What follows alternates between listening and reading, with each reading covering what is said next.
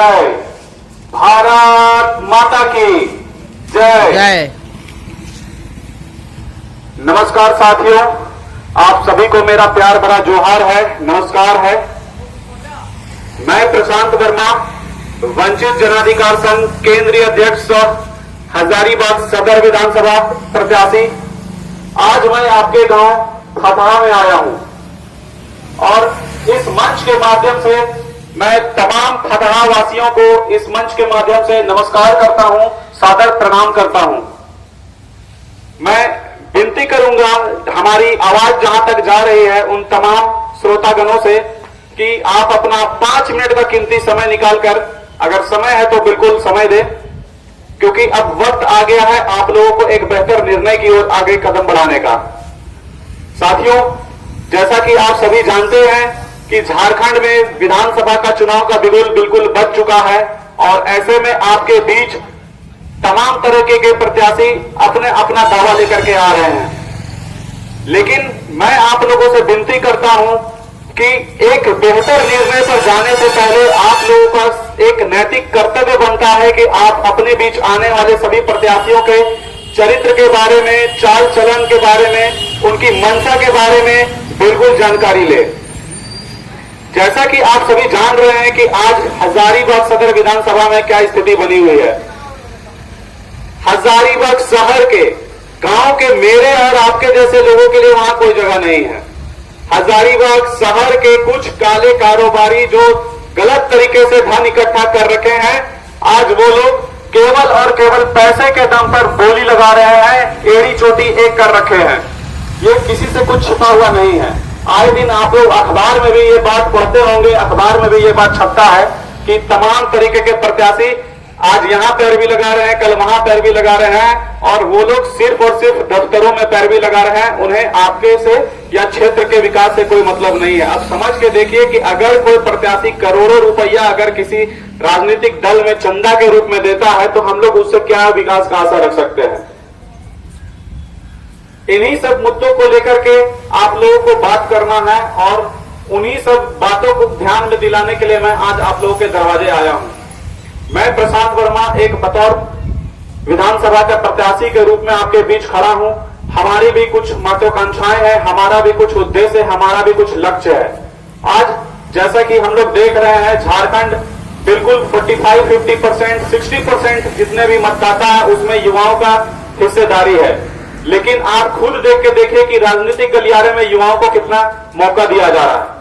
जहां आपके गांव, आपके समाज में से 25 साल का, 30 साल का युवा एक पदाधिकारी बनकर के विभाग की जिम्मेवारियों को संभालता है और पूरे विभाग को बिल्कुल बेहतर तरीके से सुचारू रूप से संचालन करता है। तो मैं आप लोगों से एक विनती करता हूं कि इस बार आप लोग एक बेहतर मौका है, एक युवा प्रत्याशी आप लोगों के बीच में आया है। आप लोग एक बार विश्वास करके देखिए, एक मौका दे करके देखिए। आप लोगों के हर एक विश्वास पर बिल्कुल खरा उतरने का भरपूर प्रयास करूंगा। आज जैसा कि स्थिति बना हुआ है, आज कोई भी कारोबार को देख लीजिए या किसी भी दफ्तर में आप चले जाइए, भ्रष्टाचार बिल्कुल चरम सीमा पर है।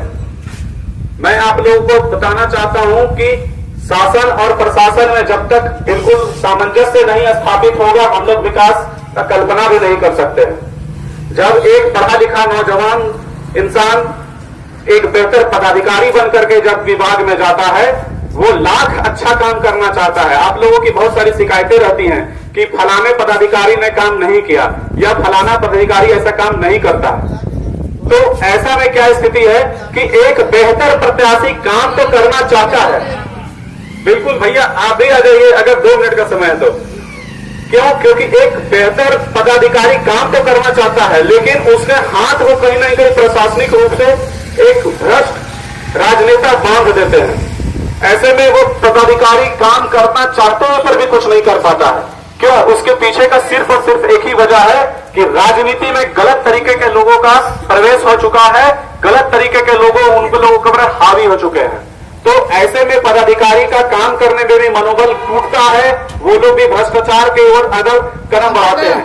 ऐसे में आप लोगों के सामने में मात्र एक विकल्प है कि जिस तरीके के पदाधिकारी, युवा पदाधिकारी एक विभाग में जाते हैं, ठीक उन्हीं के तरीके के समतुल्य नौजवान युवा साथी को आप लोग सदन में भी भेजेंगे।